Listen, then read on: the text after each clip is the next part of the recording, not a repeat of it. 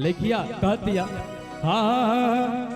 हरे की करी जन पिया बल जोरी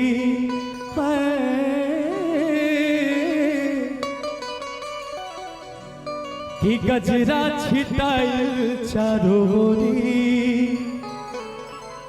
कि ऐसे ना सताही जी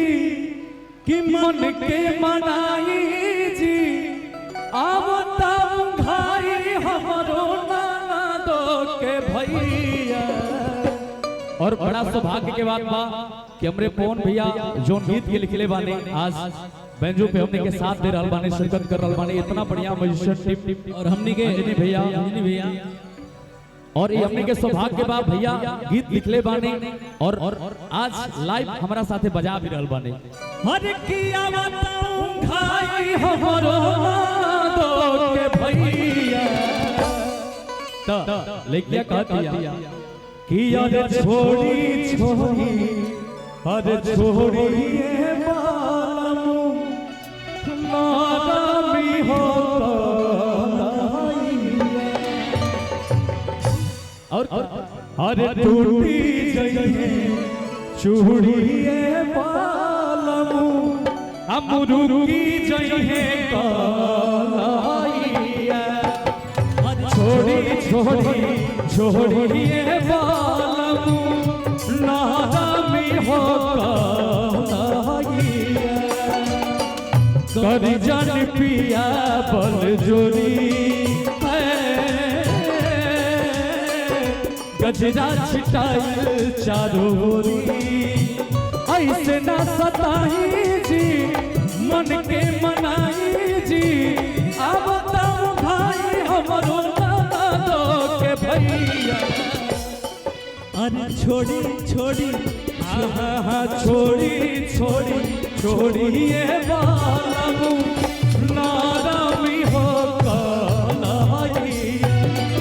अरे टूटी जइए चूड़िए बालमू मुनुकी जइए कालाइया।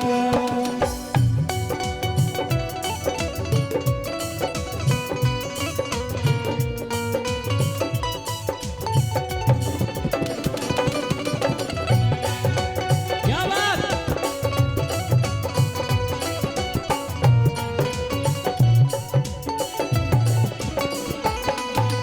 छोड़ी छोड़ी छोड़िए बालमू नामी होता उठी जइए चूड़िए बालमू मुर्गी जइए का भैया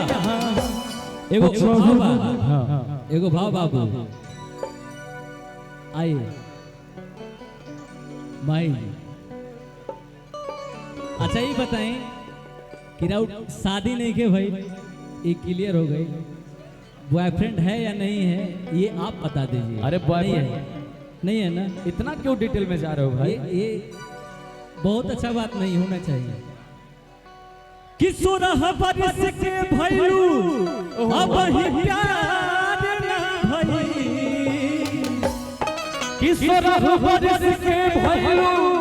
अब ही प्यार तो जवानी बाप का कोनो याद न भई जवानी बाप का कोनो याद न भई अभी तलक ले पाए तोहार न भई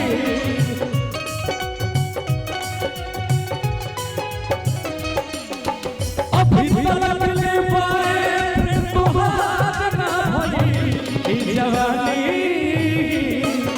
जवानी बाप का कोनो याद न भई जवानी बाप का कोनो याद न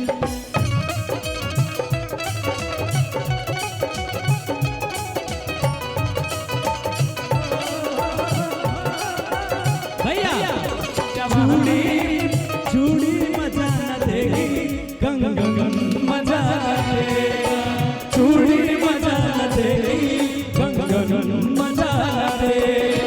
तेरे बगैर साजन तेरे बगैर